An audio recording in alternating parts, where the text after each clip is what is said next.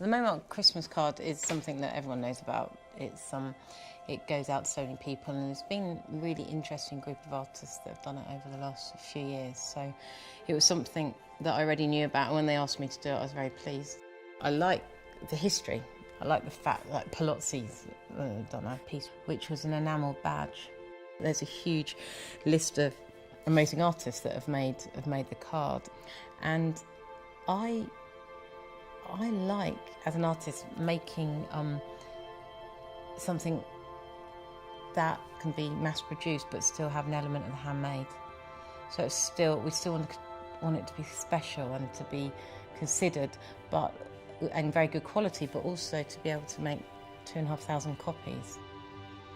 So I wanted to make a print, and I've worked with lithography in the past, and for me it's the closest thing you can get to painting in a mass-produced way.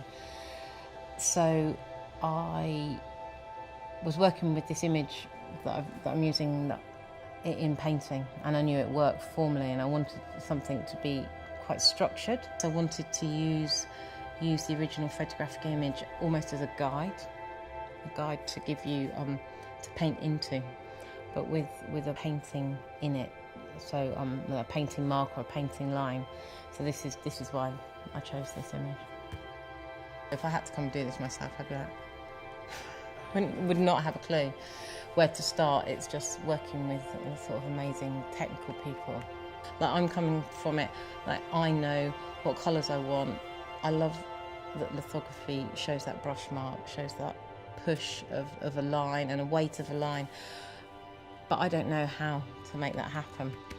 So I can paint quite naively on the plate and not have to think about the bigger picture, and then somebody does that part so that you get a bit of a detachment, which you don't have in your daily practice. The piece I've just finished for University College in Denmark is 15 metres by 8 metres.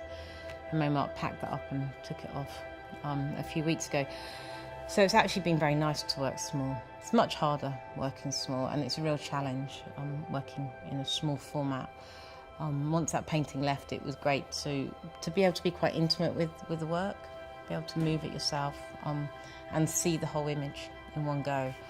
Because I work flats, however, whether it's on paper or aluminium or whatever I'm working with, I tend to work flat, so I don't actually see the completed image till it's finished and lifted upright. So this is nice, a nice break from the large.